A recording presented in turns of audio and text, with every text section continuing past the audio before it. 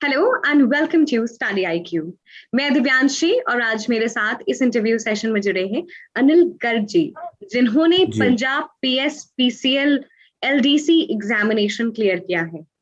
मैं सभी को बता दूं तो अनिल जी ने बीएससी एग्रीकल्चर किया था और उसके बाद फिर इस एग्जामिनेशन को क्लियर किया। तो पहले तो बहुत बहुत ढेर सारी बधाई अनिल जी इस एग्जामिनेशन को क्लियर करने के लिए। और कैसा लग रहा है जब एग्जामिनेशन इतना प्रेस्टिजियस हो और वो आपका क्लियर हो जाए? थैंक यू मैम, बहुत बहुत। एग्ज़ाम तो मैम मैंने बहुत दिए थे पहले, बट जब कोई एग्ज़ाम आपका क्लियर होता है तो उसकी अलग ही खुशी होती है। तो जिसको बयान करना पॉसिबल नहीं होता, वो एक तरह की आपकी अकम्पलिशमेंट होती है, जो आप खुद से ही आपको खुद को ही पता होता है भी हमने कुछ अचीव किया है जिंदगी में। तो ये फर्स्ट सक्सेस की स्टेप है जो आगे अभी और भी लेने हैं। बिल्कुल, जब अकम्पलिशमेंट जब सक्सेस होती है तो that is very very special. Anil ji, मैं चाहती हूँ थोड़ा सा आप अपने बारे में बताएं। क्या ग्रेजुएशन रहा? ग्रेजुएशन तो मैंने बता दिया, बट जो जर्नी अभी तक रही है एग्जामिनेशन क्लियर करने तक की, उसके बारे में। मैम, मैंने अपनी एग्जामिनेशन की तैयारी पिछले साल 2021 2021 में मई महीने में शुरू की थी। तभी यहाँ पे पंजाब में पटवारी बहुत सारे एग्जामिनेशन कंडक्ट हुए थे। लाइक पटवारी हो गया, एंड एक्साइज इंस्पेक्टर हो गया, एसआई हो गया पंजाब पुलिस में, एंड अदर मोर एग्जामिनेशन। तो वहाँ उस समय बहुत सारे एग्जामिनेशन का मतलब दौर चल रहा था। तभी मैंने सोचा कि क्यों ना इस तरफ भी अपना लक आजमाया जाए। तो मैंने सबसे पहले तो YouTube से ही स्टार्ट किया था। अभी कहीं से कुछ कुछ कर लिया, कहीं से कुछ कर लिया। और फिर बाद में मुझे मेरे एक फ्रेंड ने बताया कि स्टडी आईक्यू से भी बहुत अच्छे एग्जाम, सभी एग्जाम के लिए कवर हो जाती है करंट अफेयर। तो मैंने वहां से गौरव सर का ये स्टडी आईक्यू का करंट अफेयर का कोर्स परचेज किया। इस कोर्स में मुझे सभी मोस्टली सभी एग्जामिनेशन में बहुत हेल्प की। बट जो पीएसपीसीएल का एग्जामिनेशन होता है, ये टीसीएल के द्वारा कंडक्ट किया करवाया जाता है। और टीसीएल के ऑल एग्जामिनेशंस में ऐसे अलग ही आता है, सब सब जीके वगैरह वो अलग ही डालते हैं। वहां से मुझे डिफिकल्टी हो रही थी कवर करने के लिए, तो मुझे किसी फ्रेंड ने सजेस्ट किया था कि भी आप स्टडी आईक्यू को फॉलो करो। और जब मैंने सर का कंटेंट देखा तो मुझे बहुत ज़्यादा रेलेवेंट लगा। मैंने पिछले पेपर्स चेक किए थे, तो मैंने सर को ही फॉलो करने शुरू कर दिया था। और उसके बाद जो भी एग्जामिनेशन कंडक्ट हुए थे, उनमें मुझे बहुत ज़्यादा हेल्प हेल्प हुई है सर की। तो we are very glad that we could be part of your success story. आगे चलते, आगे बढ़ने से पहले, एग्जामिनेशन के बारे में और जानने से पहले, मैं अनिल जी चाहती हूँ कि आप थोड़ा सा और इस एग्जामिनेशन के बारे में बताएं। कौन कौन एलिजिबल है और किस तरीके से एग्जामिनेशन पैटर्न होता है? मैम, बेसिकली ये ग्रेजुएशन ही क्वालिफिकेशन होती है इसमें। ग्रेजुएशन एंड एक पंजाबी का होता है, Punjabi in 10th standard as a subject. And इसमें पीएसपीसीएल के 2 एग्जाम होते हैं एलडीसी के। फर्स्ट होता है प्री, सेकंड होता है मेंस। प्री में इन्होंने बहुत प्री और मेंस होता है। प्री और मेंस के अलावा बस ये 2 ही स्टेजेस होते हैं एग्जाम की। और मोस्टली बच्चे प्री में ही शॉर्ट लिस्ट आउट हो जाते हैं। और इसमें जो पहला एग्जाम हुआ था प्री, उसमें नॉर्मलाइजेशन होती है। और नॉर्मलाइजेशन में क्या होता है कि किसी बच्चे के एग्जाम नंबर बढ़ भी जाते हैं, किसी के घट भी जाते हैं। तो इस कारण कई बच्चों का लक भी मैटर करता है इसमें एग्जामिनेशन में। और इसी के जो सेकंड एग्जाम होता है उसमें नॉर्मलाइजेशन नहीं होती, उसमें जो आपके नंबर हैं वही नंबर आपके बनते हैं। क्या एलिजिबिलिटी होती है? क्या मिनिमम एलिजिबिलिटी क्राइटेरिया है इस एग्जामिनेशन में क्लियर होने के लिए? और उसके बाद जब ये एग्जामिनेशन क्लियर हो जाता है तो आप कौन से पोस्ट के लिए अपॉइंट होते हैं? मैम, मिनिमम क्वालिफिकेशन तो ग्रेजुएशन ही है। Graduation in any recognised course और from any institution. And secondly computer course चाहिए होता है, आईएसओ सर्टिफाइड।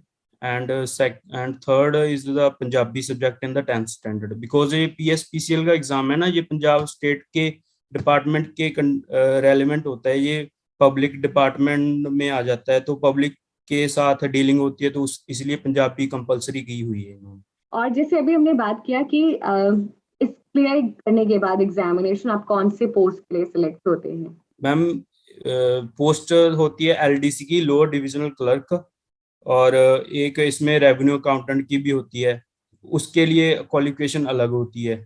ये 2 एग्जाम ही हुए थे, जो कि 2 स्टेजेस में हुए थे, रेवेन्यू अकाउंटेंट एंड LDC। मैंने LDC के लिए अप्लाई किया था। तो ये तो हमने एग्जामिनेशन के बारे में जान लिया। अब एग्जामिनेशन की तैयारी कैसे करनी है, चाहे वो प्री हो जाए चाहे मेंस हो जाए, और इस बार पैटर्न भी थोड़ा सा इस एग्जामिनेशन का बदला है, तो मैं चाहती हूँ आप इसको लेंथ में बताएं। मैम एग्जामिनेशन की तैयारी, वैसे तो एग्जाम बहुत तरह के निकलते हैं, हम और जो एग्जाम लेने वाला बोर्ड आता है, हमको तैयारी उस बोर्ड की हिसाब से करनी चाहिए। जैसे पंजाब में मोस्टली एग्जाम 3 पार्टी कराती हैं, जैसे SSSB बोर्ड करवाता है, PPSC करवाता है और TCS करवाता है। और हमको एग्जामिनेशन का प्रीवियस पेपर जरूर चेक करने चाहिए पहले भी, क्या रेलेवेंट है क्या रेलेवेंट नहीं है, और उसी के हिसाब से हमको तैयारी करनी चाहिए। जैसे जैसे TCS में क्या होता है, जो करंट अफेयर आती है वो बिल्कुल लेटेस्ट आती है, बिल्कुल ऐसे 1-2 महीने पुरानी आती है, और जो बाकी एग्जाम होते हैं उन्होंने उन्होंने उन्होंने कोई एज सच कोई वो नहीं है अभी, जेई आएगा या जेई ये नहीं आएगा, तो वो ब्रॉड हो जाते हैं पेपर, SSSB बोर्ड और PPSC वाले।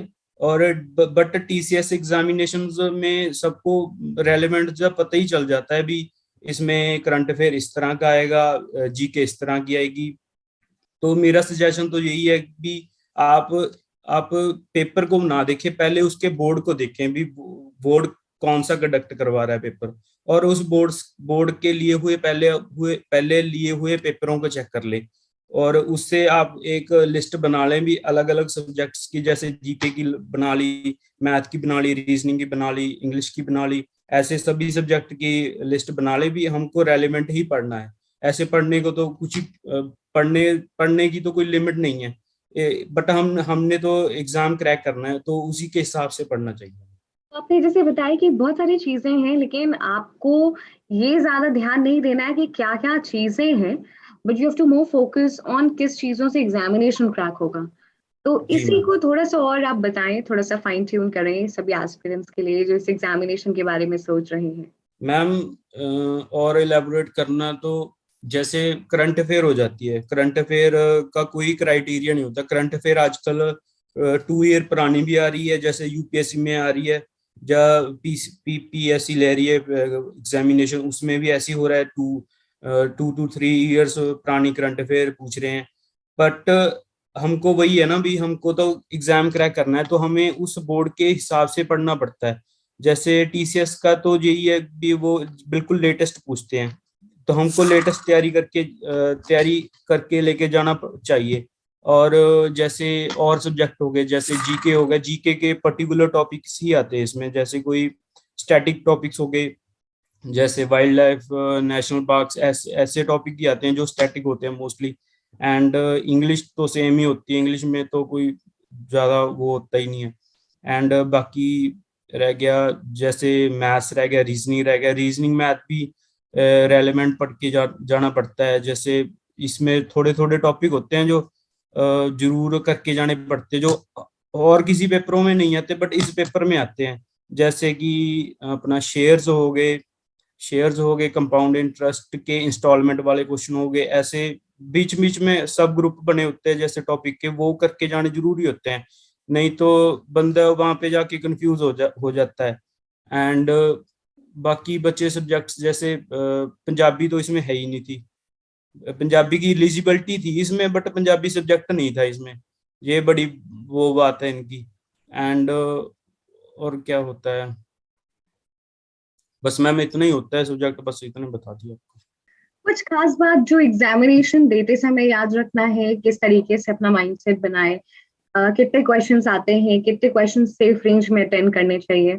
मैम एग्जामिनेशन अटेम्प्ट करते वक्त तो हमेशा एक बात ध्यान में रखनी चाहिए कि जो भी अब हम क्वेश्चन सॉल्व कर रहे हैं वो हम ऐसे सॉल्व करें भी हमें दोबारा उस तरफ जाना ना पड़े, भी एक बार में ही उसको अटेम्प्ट कर ले, सही अटेम्प्ट कर ले। क्योंकि बार बार हम अगर जल्दी जल्दी में करके जाएंगे तो दोबारा देखना पड़ेगा और टाइम कंज्यूम होगा। इससे बेहतर है कि हम एक बार में कर लें। बट जो हमें लगता है बिल्कुल ही नहीं हमारे हमको हमसे होना, वो उसको छोड़ दें। ज्यादा स्ट्रेस लेने की बात नहीं होती भी हमें ये नहीं हुआ वो नहीं हुआ, आगे बढ़ जाओ। इससे बढ़िया है कि अगले अटेम्प्ट कर लो। जैसे पहले मैथ और रीजनिंग अटेम्प्ट कर लो, मैथ रीजनिंग आराम से अटेम्प्ट कर लो, उसके बाद बाकी जो जीके होती है, इंग्लिश होती है, पंजाबी होती है, वो वाले सब्जेक्ट तो थोड़ा टाइम ही खाते, क्यों उनको देखा और क्वेश्चन तभी आ जाता है दिमाग में भी इसका ये आंसर है। तो बाकी जैसे भी ज्यादा अटेम्प्ट ना करें, ऐसे ना हो भी अब हम जब हम तुक्का लगाते हैं किसी क्वेश्चन का, तो हमें ऐसे ना होना चाहिए भी वो रेलेवेंट तुक्का होना चाहिए, भी ऐसे ना हो भी वो बिल्कुल ही आर पार का तुक्का हो भी। एंड अंडर अंडर वो भी ना करें अटेम्प्ट, और ओवर अटेम्प्ट भी ना करें। बस अपनी एग्जाम के पैटर्न के हिसाब से अटेम्प्ट करें। जैसे अगर ज्यादा डिफिकल्ट पेपर है तो ठीक ठाक अटेम्प्ट करने से कोई स्ट्रेस मत ले, और अगर इजी पेपर है तो जितना हो सके उतना अटेम्प्ट कर लें। यही है। अनिल, किस तरीके से स्टडी आईक्यू ने आपको आपकी इस एग्जामिनेशन में मदद की? मैम मैं स्टडी आईक्यू के लिए ओनली करंट अफेयर नहीं फॉलो करता, मैं यूट्यूब पे भी फॉलो करता हूँ स्टडी आईक्यू। और इस स्टडी आईक्यू के चैनल से मैं 2 साल पहले जुड़ा था। तभी मैंने बहुत पुराने सर होते थे, उनकी वीडियो देखता होता था, उनसे पता चलता था भी ये एग्जामिनेशन हो रहा है, ये है हो रहा है। तो तभी मेरा इंटरेस्ट स्टार्ट हुआ था इस लाइन में। और उसी से मुझे पता चला था भी स्टडी आईक्यू के करंट अफेयर्स भी आते, पर बट मैंने तब अप्रोच नहीं किया था क्योंकि मैंने किसी एग्जामिनेशन में प्रिपेयर होने के लिए तैयारी नहीं कर रहा था। पर बट जब मुझे जरूरत पड़ी तो मुझे सजेशन यही मिला था कि स्टडी आईक्यू को ही फॉलो करें। क्योंकि ऐसे है भी आप स्टडी आईक्यू की करंट अफेयर करने से कोई एक एग्जामिनेशन को नहीं फॉलो कर रहे, आप बहुत सारे एग्जामिनेशन को कवर कर सकते हैं। जैसे बैंकिंग होगी, डिफेंस के हो गए, स्टेट के तो हो ही जाते हैं सारे के सारे, एंड बाकी हो जाते हैं वैसे कोई रेलेवेंट हो जाए, कोई टेक्निकल भी हो जाते हैं इसमें से, करंट अफेयर में से कोई निकला है। बाकी करंट अफेयर में से कोई ऐसे नहीं है कि डेली करंट अफेयर का कोई वो है। जो सर की राउंड अप वीडियोस होती हैं वो भी बहुत अच्छी होती हैं, जिससे पुरानी करंट अफेयर कवर करने में बच्चे को वो बहुत दिक्कत आती है। जैसे 2021 की अभी कवर करनी है किसी ने तो वो बहुत दिक्कत आएगी किसी बच्चे को। बट जो सर की राउंड अप वीडियोस हैं उनसे वो बहुत हेल्प हो जाएगी उसकी रेलेवेंट सब्जेक्ट्स के रिगार्डिंग। अनिल जी, आपसे जानना चाहूंगी, आजकल इतने फ्री कंटेंट है, आप भी फॉलो करते थे, बट क्यों आपने गौरव सर का कोर्स परचेज किया? मैम फ्री का ऐसे होता है भी फ्री हम फॉलो तो करने लग जाते हैं, वो टीचर करवाते भी होते हैं, बढ़िया करवाते हैं, ऐसे नहीं कह सकते भी वो नहीं बढ़िया करवाते। बट उनकी भी एक लिमिट होती है भी, वो भी किसी हद तक करवा सकते हैं, उनका भी अलग सिस्टम हो जाए। जब व्यूज घट जाते हैं वो भी हट जाते हैं, तो उनको एक तरह का प्रॉफिट की तरह भी देखना पड़ता है अपना काम। तो जब कोई मैंने भी ऐसे किया था, जब मैंने 2-3 फ्री कंटेंट वालों को फॉलो किया था, जब वो बीच में छोड़ जाते थे तो फिर बहुत दुख लगता था अभी अब कहाँ से करेंगे, अब फिर नई साइट ढूंढनी पड़ती थी। तो फिर मैंने आखिर में जब पता चला कि स्टडी आईक्यू के होते हैं करंट अफेयर बढ़िया होते हैं, तो मैंने इसको ही फॉलो करने शुरू कर दिया मैम। तो इससे ऐसे है कि किसी तरफ देखना नहीं पड़ता है। बाकी 20 मिनट की वीडियो होती है, 20 मिनट में लगा के हम फ्री हो जाते हैं और बाकी बाकी सब्जेक्ट पे ध्यान दे सकते हैं। अगर हम वैसी ब्राउजिंग करते रहते हैं तो मन कहीं और भटक जाता है। तो स्टडी आईक्यू का यही है भी, स्टडी आईक्यू के ऐप में बहुत रेलेवेंट मटेरियल है और जिससे बहुत हेल्प मिलती है स्टूडेंट्स को, इसीलिए बस स्टडी आईक्यू को फॉलो करना चाहिए। We are glad, Anil ji, that we could be part of your success story. तो हमने ये बातें कर ली अनिल जी, अब हम सेशन के एंड में हैं, कुछ फाइनल टिप जी मैम। सजेशन सभी को देना चाहेंगे?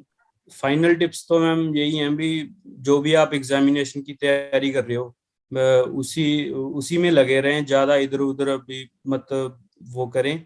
बस एक टारगेट सेट कर लें भी, हमें करना है तो यही यही करनी है और किसी तरफ नहीं भागना।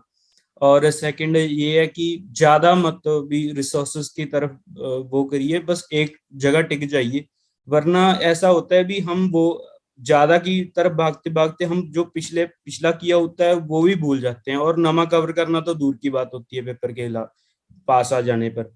एंड बस एंड सेकंड ये होता है कि जो आप एग्जामिनेशन को टारगेट कर रहे हैं उसके रेलेवेंट जो वीडियोस आती हैं यूट्यूब पे, जैसे स्टडी आईक्यू डालता रहता है यूट्यूब पे वीडियोस रेलेवेंट एग्जामिनेशन, उसको देखते रहते हैं, उसको देखना चाहिए। कोई इंटरव्यू होता है उनको देखना चाहिए, उससे हमको पता लगता है कि स्ट्रेटेजी क्या होनी चाहिए किसी एग्जामिनेशन की, क्या नहीं होनी चाहिए, हम क्या क्या फॉलो करना चाहिए, हमें नई चीजों का पता लगता है।